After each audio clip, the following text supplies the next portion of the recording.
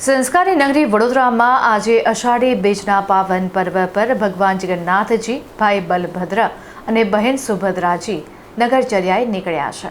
આજે અષાઢી બીજે વડોદરા શહેરના રાજમાર્ગો પર ભગવાન જગન્નાથજીની રથયાત્રા નીકળનાર છે। ત્યારે સંસ્કારી નગરી વડોદરામાં અષાઢી સુદ બીજના પવિત્ર પર્વ પર ભગવાન જગન્નાથજી, ભાઈ બલભદ્ર અને બહેન સુભદ્રાજી નગરચર્યાએ નીકળ્યા હતા। સમગ્ર શહેરમાં ભક્તિ અને ઉત્સાહનો માહોલ જોવા મળ્યો હતો। જો કે મેઘરાજાની એન્ટ્રીથી રથયાત્રાના આયોજકો અને ભક્તોના ઉત્સાહમાં થોડો પણ ઘટાડો જોવા મળ્યો ન હતો। રથયાત્રામાં જય રણછોડ, માખણ ચોર અને હરે કૃષ્ણના નારા સાથે રથયાત્રા શહેરના રાજમાર્ગો પર નીકળી હતી। ઇસ્કોન મંદિર દ્વારા 45 ટન શીરાના પ્રસાદને તૈયાર કરવામાં આવ્યો છે, જે રથયાત્રામાં જોડાયેલ તમામ ભક્તોને પ્રસાદ તરીકે આપવામાં આવશે। તેમજ રથયાત્રાનું ઠેર ઠેર સ્વાગત કરવામાં આવ્યું હતું। આ સમયે કોમી એકતાના દર્શન પણ જોવા મળ્યા હતા।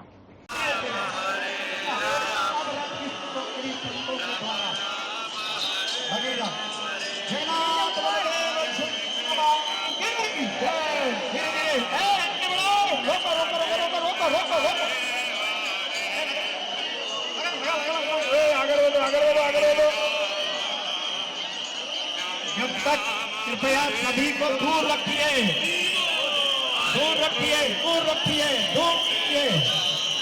भाई धीरे धीरे आज थोड़ा आगे ले जाओ, बड़ा यहाँ भीड़ ना करो, रात्रि नजीक ना रहे तो धीरे धीरे आगे बढ़ो, धीरे धीरे धीरे धीरे धीरे धीरे आगे चलिए, आगे धीरे धीरे धीरे धीरे धीरे धीरे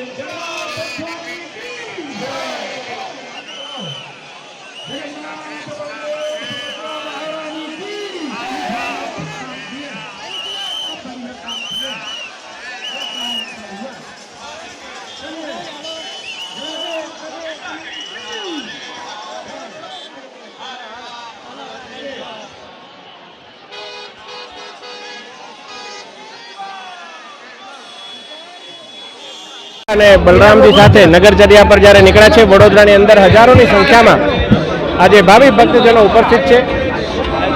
મેઘરાજાની પણ આપણા પર કૃપા છે, ત્યારે ભગવાનને આટલી જ પ્રાર્થના કરીએ કે આવનારું આ વર્ષ વડોદરા માટે સુખ, શાંતિ, સમૃદ્ધિ બને। વિકસિત ભારતના સફરમાં વડોદરા પણ ખૂબ મોટું યોગદાન આપે। જય જગન્નાથ।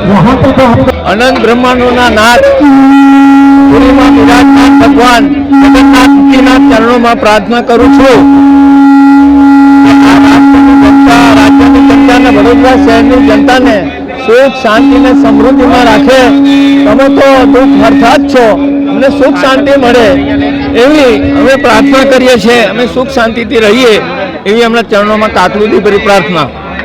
પવિત્ર અષાઢી બીજનો દિવસ અને ભગવાન જગન્નાથજી રથયાત્રાનો આજે જે અહીંયા રથયાત્રા નીકળી છે, રથયાત્રાનો દિવસ, પવિત્ર દિવસ, એની શુભેચ્છા પાઠવું છું તમામ નગરજનોને।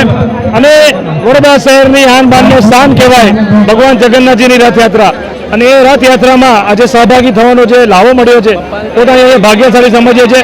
અમારી સાથે અમારા વડોદરા શહેર, વડોદરા વિસ્તારના માંજરપુર વિધાનસભાના ઉમેદવાર ભીખાભાઈ રબારી પણ ઉપસ્થિત છે, કોંગ્રેસના આગેવાનો પણ ઉપસ્થિત છે।